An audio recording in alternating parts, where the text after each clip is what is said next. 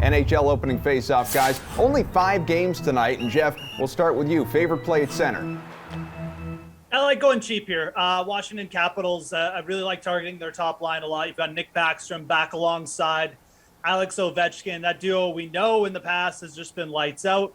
Got a pretty good matchup here against the San Jose Sharks, 10 goals allowed in their last 2 games. Backstrom, he's just too cheap, realistically. Anyone playing alongside Alex Ovechkin is probably going to pick up an assist at some point, but Backstrom's got 2 goals in his last 2 games as well. I just like targeting this Washington Capitals team. They've got John Carlson back. Again, it's a good matchup, and Backstrom just way too cheap tonight. What do you think, Paul? He's right on the money. I'm in lockstep with Jeffrey. Today, he is talking about a guy who was moved back and forth, on and off that line, but it's key to know when he's playing with Ovi, and that makes that a bargain. But there's another bargain on the board, a little bit more expensive. Dylan Larkin, a consistent scorer. He's priced at $6,600. I think this guy's one of the most underrated players in the NHL. 8 points in his last 10 games. He's a point-per-game player in his last several years, and gets Chicago, a poor road team tonight at home. And then I'm going to go up to one of the big boys, Austin Matthews, my favorite play tonight at the high end of the board, costing $8,800.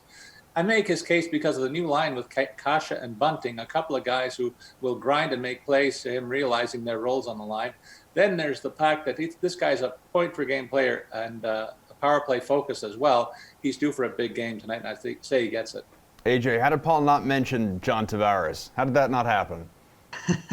Because he's too in love with Matthews. If you listen to our podcast at all, it's just like an hour of just Paul talking about Austin Matthews, it seems like sometimes.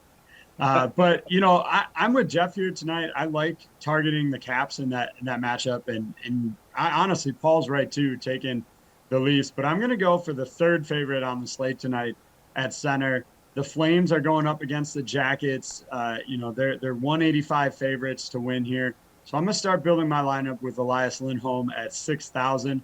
Which currently comes in well below Nathan MacKinnon and Austin Matthews at the top of the board. He's on a 3-game point streak, so you're getting really good value here for a guy that's been putting up decent production all season long. Let's go to the wing then, and Paul, we'll pivot right back to you. You going to the top? Are you going to start with Alex Ovechkin? No, I'm going to go a little bit below. I'm going to go in the high end to Rantanen for $8,300. Look, the Avs are on a 7-game win streak, and they face the Bruins at home tonight. He's high among the points producers in the league as well on the season, averaging 3.5 shots on goal per game and 16 DraftKings points in his last 10 games. That's amazing, and quite a nice rate of return even on that high price tag. I also like Mitch Marner. People forget this guy's been a top 10 point getter in the last 2 years in the NHL. He's priced at only $5,800, and I think he's right on top of his game again with 11 points in his last 10 games, getting a lot of run on power play and shorthanded as well. He's one of the busiest guys in terms of ice time in the entire league. And finally, the guy I really like here is Matthew Tkachuk of Calgary for $6,000. 20 points in his last 10 games, facing a Columbus club that's lost 4 of the last 6. Give me some of that for sure. Well, you want to talk streaking, AJ. I'd be remiss if I didn't mention David Pastrnak has like 73 goals this month. Yeah, I mean, Boston is tempting, but I don't love the matchup, obviously, with Colorado. That's a better team there. Goaltending isn't great, admittedly, for the Avs, but instead, I'm going to stick with the Flames here and go with both Gaudreau and Tkachuk, who Paul mentioned. Johnny Gaudreau comes in at 62. Tkachuk at 6,000. Look, since the start of January, as Paul mentioned, Tkachuk is averaging 2 points per game. Gaudreau is right behind him at 1.875. Again, it's a really good matchup for the Flames. They're not going to break the bank for you in terms of being at the top of the lineup here. So I like just stacking that entire line against the Jackets tonight. Where are you going to go, Moose? I mean, it's not rocket science here. Like, the Flames wingers are way underpriced, and everyone's going to know that. These guys are averaging almost 2 points per game over their last 10 games. And the Columbus Blue Jackets are a terrible defensive team. So really have to think, again, if you're approaching this in big fields, it might actually be a night to fade those Flames wingers and just hope you get like a slower game.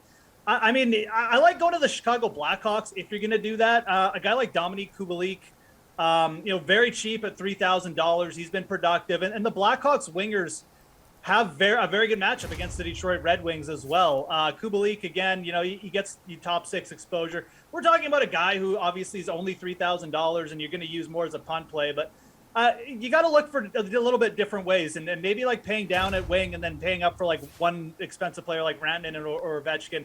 It's going to let you get off those Flames wingers. So I have nothing against the Flames wingers. It's a great spot, like I said, but if you're thinking strategy a little bit, Kubalik is a guy you could certainly throw in there. Doesn't seem like there's necessarily a standout defenseman tonight, AJ. I mean, someone like John Carlson's obviously in a really good spot, but who do you like here? Well, I'm definitely leery, similar to being, kind of off Boston and Pastrnak. I'm leery on Colorado a little bit in terms of paying up for Cale Makar. Look, I think he'll produce, but at 7,200, it's a little too high for me. So I want to get a share of the Avs, but cheaper on the lineup here. And Devin Taves comes in at 5,200. So a huge discount. Look, he's 6th a month defenseman for shots in the month of January with 33. He's picking up 12 points over that stretch as well. If you really want to get cheap on this slate, Rasmus Sandin for the Leafs is getting some looks with the number 2 power play unit there, and he comes in at just 2,600. So there are some cheaper options you can still get with power play opportunities as well. What do you think here, Paul? Well, I think I like the price tag on Makar. It's lower than it's been in the last several weeks, but there's another guy on the Avalanche blue line that I like even more, and that's Devin Taves. He continues to enjoy a career-best season, Adam, and he's got 32 points in 29 games. Nobody's talking about him. He's costing only $5,200 on that same game and averaging 13 DraftKings points per game in his last 10 outings. Even cheaper than that, I like Oliver Shillington, been a favorite low-end play of mine all season, costing only $3,600, but logs almost 20 minutes per game. He's on a season-high pace with 30 shots on goal in his last 10 starts, too. Jeff, what do you think? Who jumps out at you? Yeah, certainly a night where you could double up in the 5K range. I mean, you mentioned Carlson off the top. He's just too cheap. I mean, we don't see John Carlson at 5,600 most nights, but he's coming off an injury and like one slow game back. I mean, this is a player who averages nearly a point per game. Pretty good matchup as well. You can certainly easily pair him with Ovechkin and Backstrom and just start your lineups that way. I mean, I actually really like that today. But you can double up in that range. You can go McAvoy, you can go Taves. The guys already threw out some good value options. I'll throw out one more. Philip Ronak of the Detroit Red Wings. Again, we've got a great matchup against Chicago. They have a bottom 10 penalty kill as well. Ronak gets you some power play exposure. He's averaging over 0.5 points per game. So there's lots of good value options. Definitely a night on defense where I think cheaper the better. You pay up at other spots and save your money at the D. Well, let's talk value. Keep going with that. Jeff, we'll stay with you. And I'm being serious when I ask this question. Is there a better option out there than Ondrej Kase?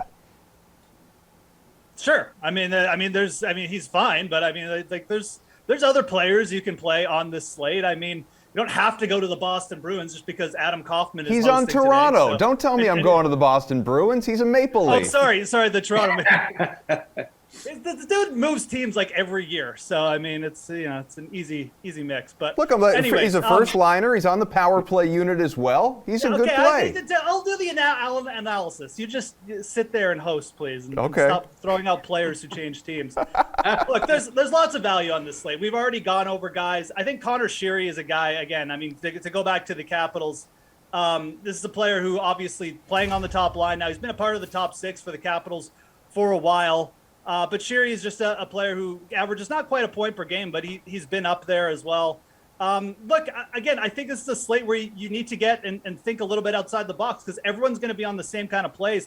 Looking at the Columbus Blue Jackets here is another good spot. You got Rosalik, Gustav Nyquist as well, Alex Teixeira. You could roster a couple of these guys, maybe leave some salary on the slate. So for big fields, there's a lot of different ways you can go. Columbus Blue Jackets definitely a contrarian option. Paul, I guess I should have saved my Kasha question for you. What do you think? Who are you going with tonight? I love it. You took the words right out of my mouth. I don't want to sound like a homer, so I'll go on to other players because you made the case already.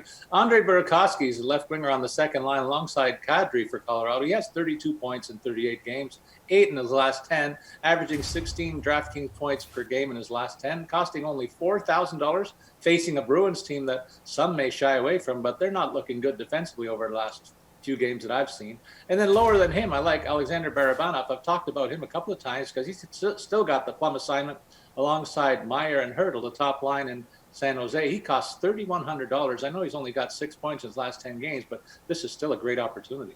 AJ, what do you think? Like Adam, you came in with a great take with Kasha. I'm with you there as well. As an alternative option, I actually really do like getting a share of the Caps like Jeff recommended, but I'm actually going to look at Tom Wilson, which, again, Paul's going to be shocked that I said this because normally I have no good things to say about Tom Wilson. But in terms of tonight's matchup, first line is where he's expected to be, back with Ovechkin, 3,900. He's on the number 1 power play unit. So, look, as long as he doesn't take, a 10-minute major or 5-minute major and a misconduct, which is always an option with Tom Wilson, he should be on the ice in some good spots and add some good value and give you a share of the Caps.